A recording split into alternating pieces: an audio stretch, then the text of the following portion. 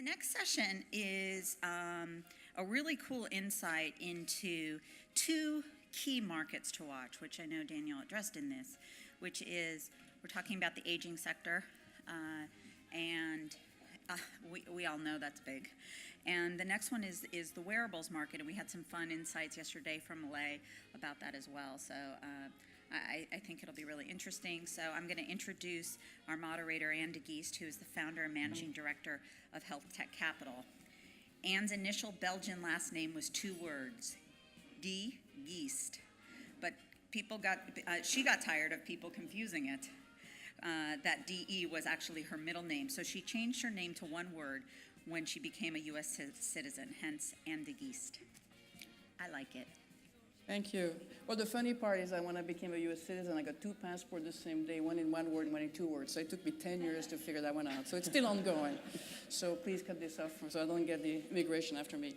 So this is going to be really a fun panel because, yesterday we talked about snake oils, and now we just get some really great prediction of what's going to happen to this market. So we're going to be focusing on reality. And I think where are we today and what are the challenges? And we have two really great panelists. Kevin Tillman is a senior research analyst at CEA, and he's going to give us the granularity of what's happening as we speak today. Not the future, not the past, but today. And then Laura Mitchell is a chief marketing officer of Grand Care System, and she's also going to give us the reality of what's happening in the amazing home market that we all think is going to be a gold rush. So I'd like to make a little comment there because I'm old enough to have lived the e-health for people who may not have been born yet, just kidding. And I think one of the things we should be careful, as we talked yesterday with some of the great data that Rock Health shared with us, is that the metrics of success is not how much money you raise. It is not the valuation you get.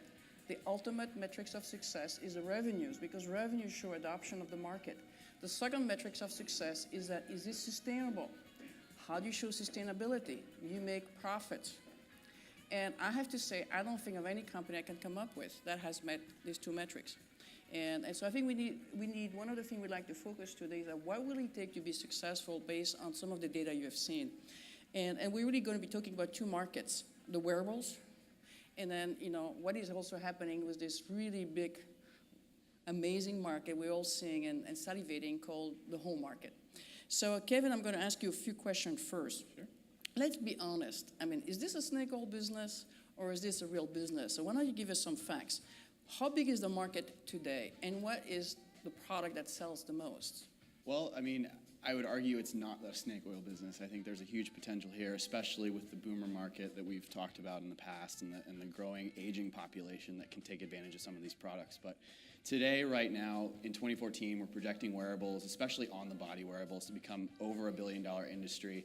By 2018, we're looking at over $3.5 billion for on-the-body wearables, and wearables in general, including services, as well as connected health devices as well, crossing the $8 billion mark by 2018. So a huge growth potential there. Today, pedometers and inexpensive devices are the most owned products in the marketplace. We see about a third of online adults in a recent survey that we did who own pedometers and $20 over-the-counter drugstore products. But 1 in 10 adults actually owns a dedicated fitness tracker or activity monitor like a Fitbit, a Jawbone.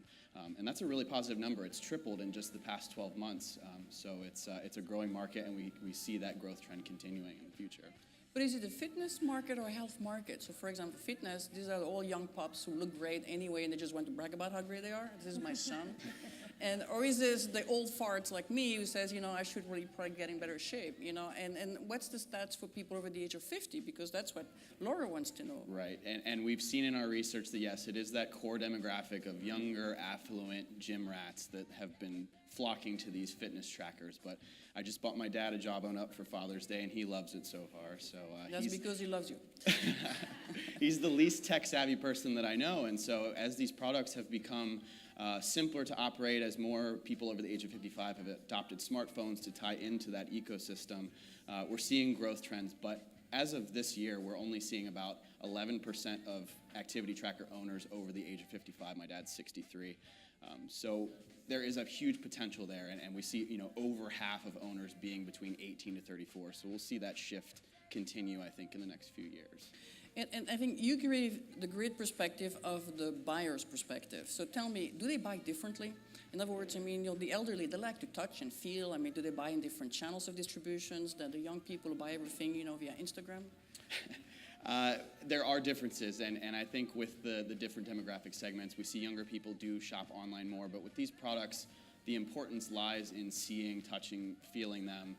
First impressions with how they look. I think the last gentleman was just talking about how we don't want to wear tire bracelets out to bars and stuff. So first impressions are key, and we don't want these devices to look overly techy to a big segment of the population, especially those over the age of 55. So they really want to know what these devices look like in person before they make that purchase.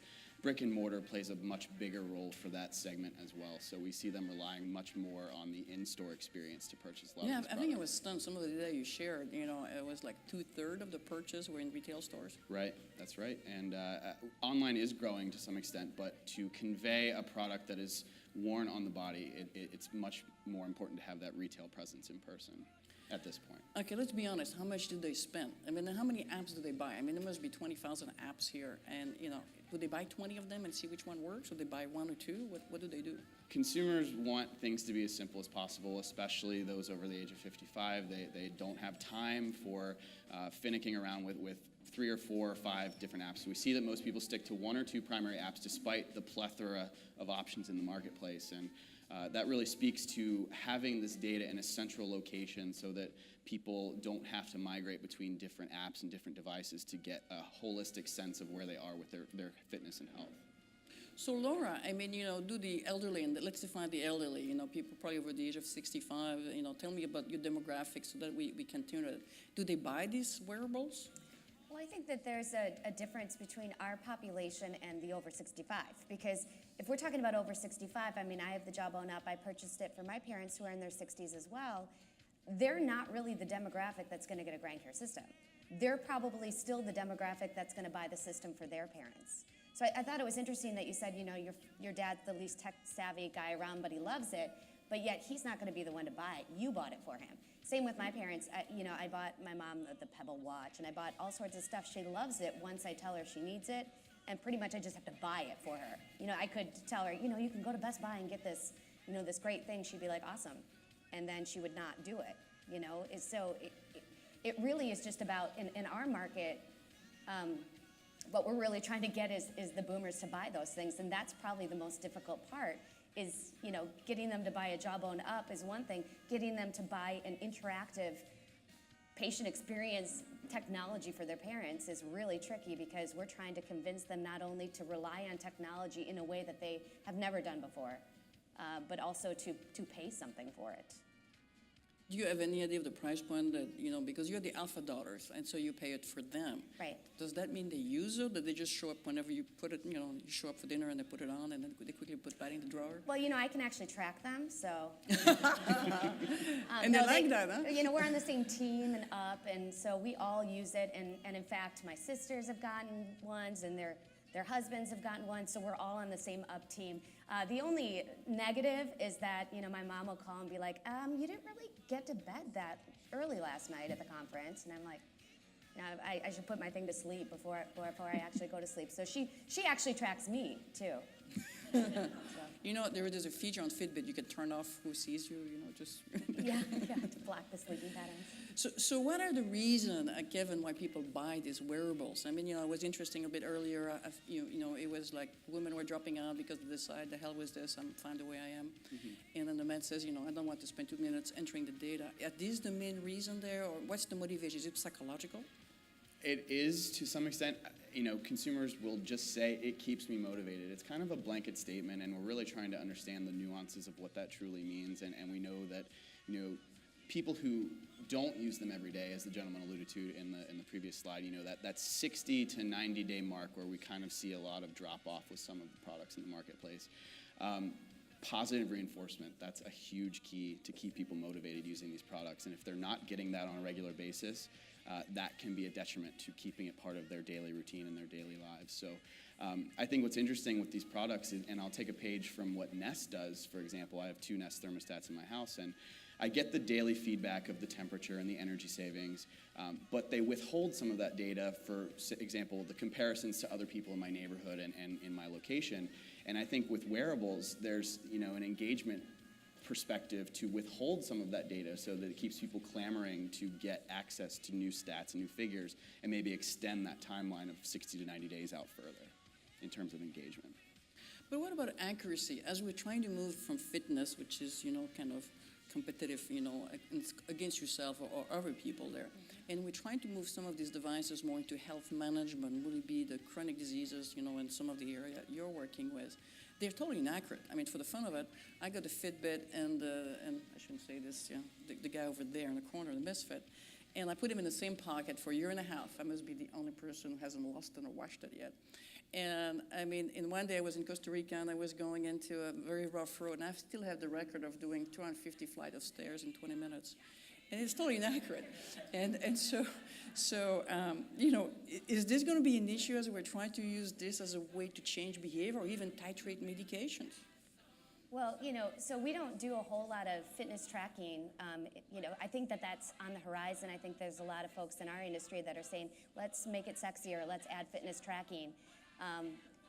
For our typical clientele, we're really just managing chronic conditions. We're transitioning them from hospital to home using technology. We're giving them socialization, patient engagement features with the touch screen interface, connecting them, with a video chat and things like that. So as far as accuracy, I mean, the FDA sort of makes sure that we are. So I don't know, I actually don't know enough about the wearables market from that perspective, from a fitness perspective.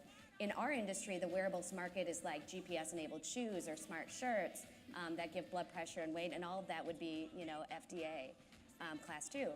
So, for the GPS-enabled shoes, I have a little bit of an issue with products that require compliance from the aging population, because if mom's gonna leave the house at 3 in the morning with early Alzheimer's in her nightgown, I mean, is she gonna say, oh, I'm gonna go put on my tennis shoes before I leave, and maybe not. And so I think it needs to be a little more outcome-based versus how they get there. So all I wanna know is if mom leaves the house in the middle of the night.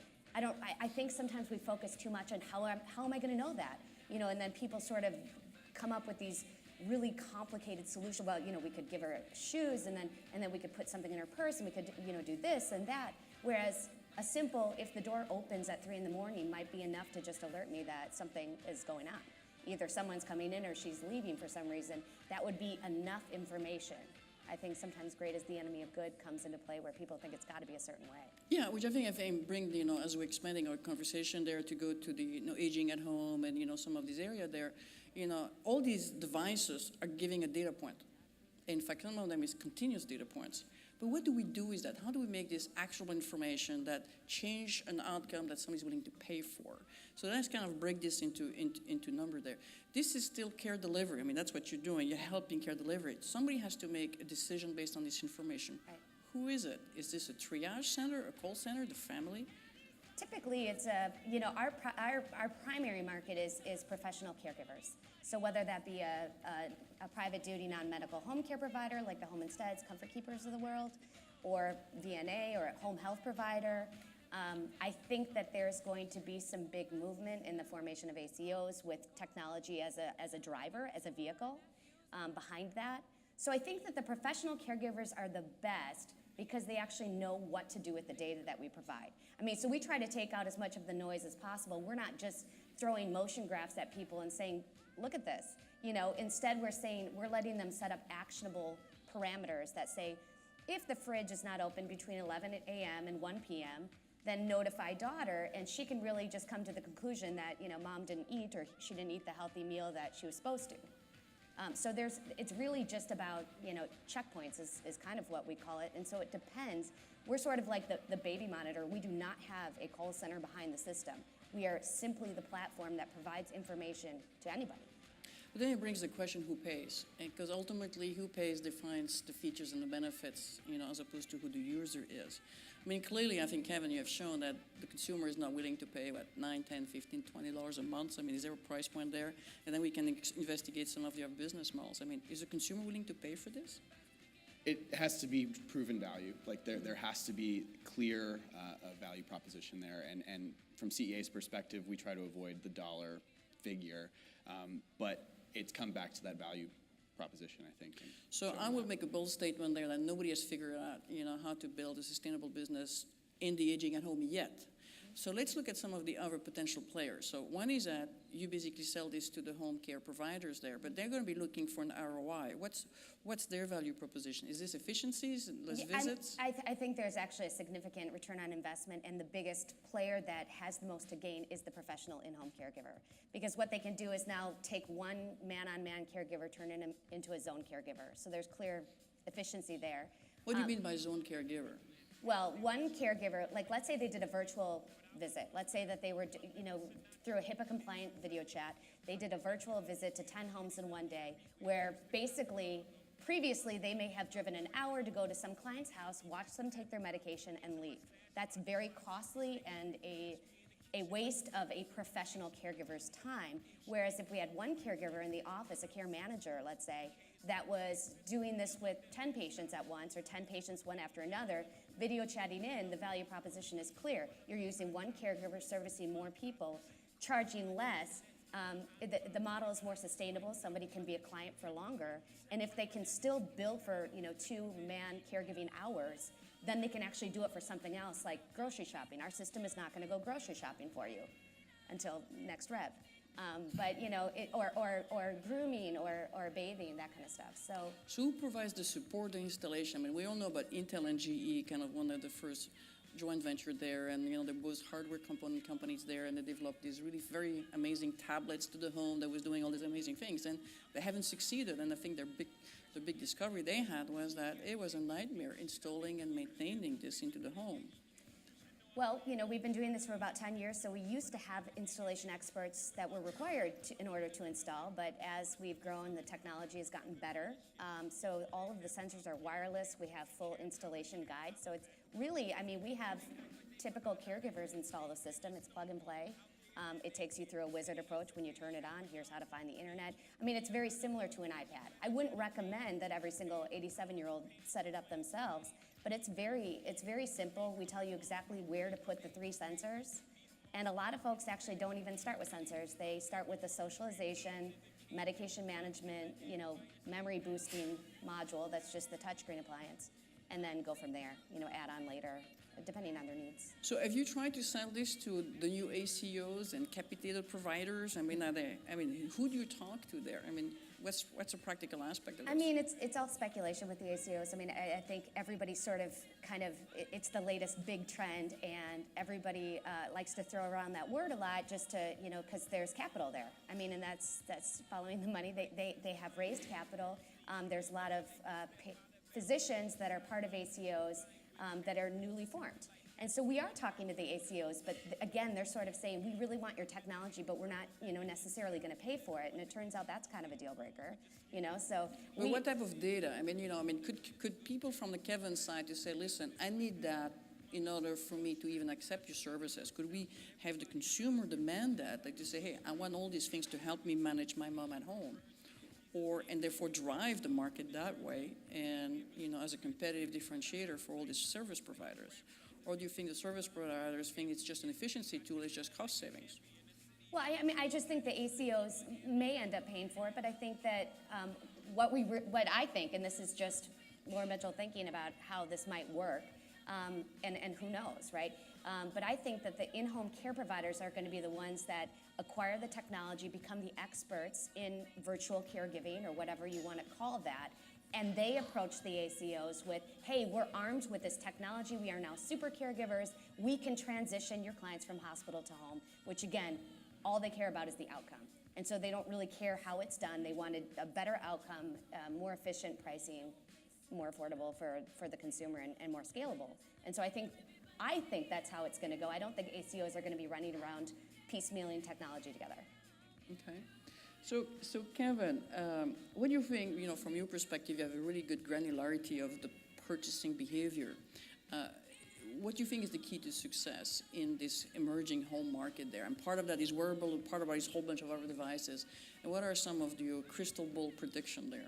Like I mentioned before, I think positive reinforcement is a huge huge motivator for people to take advantage of this technology. I mean, you're potentially dealing with very bad news in a lot of cases, and people, I mean, not necessarily in a sugarcoating kind of way, but in a way that will allow people to understand what is happening with their health and fitness and give them the reinforcement that they need to continue on the right path to improve where they might be. You know, we've seen other stats like, for wearables for people who don't use them every day, positive reinforcement being the #1 motivator for continued usage. Competition in terms of fitness wearables, as well as maybe even in a health perspective too. You don't want to be the healthiest person on the block. So we see people want to have like a social aspect to it. So they want to know how the people around them are doing in terms of their health. It comes up with data privacy concerns in that case. But that's another question that we need to address moving forward, as well as who actually owns the data and where it's going. Yeah, we heard the word socialization tablets. Tell me more. I mean, that's the elderly are very often lonely there, and one of the problems that leads to depressions, to obesity, to a whole bunch of diseases issues is the loneliness. And have you done some data work there, and you have some data you can share? Yeah, I mean, I think, we all walk around tethered to our cell phones every day and connectivity to family and friends at all times. And it just, from our perspective, socialization, patient engagement, that was from the get-go, our founders' goal was to make it a very holistic platform that engaged them socially as well as, sort of the peace of mind for the caregivers. So they wanted, the idea behind connecting somebody with their family and friends, I think the issue with the socialization that we provide now with the smartphones is that that's not how they prefer to get, and I'm not saying everybody, everybody has some outlier examples of their 89-year-old, friend who uses the iPad and knows more about it than they do. But, I think that for the most part, there's a large portion of this demographic that is isolated, disconnected from the world. Their great-grandchildren may not make a phone call or write a letter to them, and that may be how they prefer to communicate. But that, there is a huge chasm there because the great-grandchildren are fully connected. So what we try to do is just make it seamless and just make it another appliance in their house that simply is just magically works, and they don't have to learn anything or know anything to use it. And for me, if they don't like using it, it's something that we've done wrong. It's not that they hate technology. I mean, these people went from walking to flying in their lifetime. I think it's a matter of we're doing something wrong, and they don't want to use the interface that we decide, 30-something-year-old decides that they should use. So I'm going to kind of ask you two kind of key lessons. You're experts, young experts, but experts. And so if you were giving some advice to the entrepreneurs in the room, what are the key lessons learned? I'm going to ask one for the consumer market, which is Kevin, and you for the aging at home. What are the key lessons you have learned? Because we have a lot of young entrepreneurs trying to go into this market there. And at times they focus on the technology, not on the value proposition and sustainable business models. What would you suggest them? 2 or 3 key advice. Kevin? I'll go first. I guess I'd say that one piece of key advice here is that we need to focus on opportunities outside of the segment that has flocked to these types of wearables so quickly in the past 2 or 3 years. We're kind of at a crossroads where we've sort of tapped out that market a little bit, I'd argue, to where we need to focus more on the boomer population and the aging population, as well as even the younger population, the children. In a recent AT&T study, it was found that about a third of kids 8 to 17 had a smartphone. So if we can get people involved and empowered in tracking their own fitness from a young age, that sets them up well for the future. But for the older population, I'd argue that because we only have these devices in the market for 2 or 3 years, we don't have a good basis of what the outcomes of using those products will be long term. And so as that population becomes more tech savvy over the next few years and we learn more about the outcomes of using these products, we can get a better sense of what that will mean long term for the boomer population as well, and keeping them engaged with these types of products and understanding more about their health and fitness. And then there's going to be that very fine line called the F word, called FDA for people who don't know, and which is as more and more we're going to health management, because of this data, accuracy, reliability, predictability, all this, safety and effectiveness will become an issue, where right now it's a bit more of a toy industry, it's an indicator of something. I mean, for me, in the last 9.5 years that I've been with GrandCare and involved in this emerging, fragmented industry, I would say that the biggest thing that I've learned is that it's not the technology. It's not about the technology. And over again, an obstacle seems to be, and I think it's an imaginary obstacle, is the efficacy of the technology. And although that is important, the technology does need to work. But I think that over and over again, we as entrepreneurs try to prove the efficacy of our technology. And it all comes down to what you say. It's all implementation. It's all business strategy. I mean, I find myself writing business models for home care providers, because that's just not, if I want them to use our technology, I have to tell them exactly how to price it, how to use it, how to, exactly what the ROI is. I mean, that has been a stopping block for us in the past if we didn't do that. If we just simply sold them the technology and we're like, good luck, they didn't, it wasn't effective, and it didn't show an ROI unless we showed them exactly how to do it. So it's really more about how you use it, how you approach it. It needs to be outcome-based. It has to be, someone saying, oh, my mom will hate this, I don't want to put it in her house. And instead, it should be outcome-based of, my mom would love to connect with her grandchildren more. My mom would love to watch YouTube videos of Little House on the Prairie without having to know it's YouTube. She would love to do these 3 things and connect a family. It can't, but it has to be outcome-driven.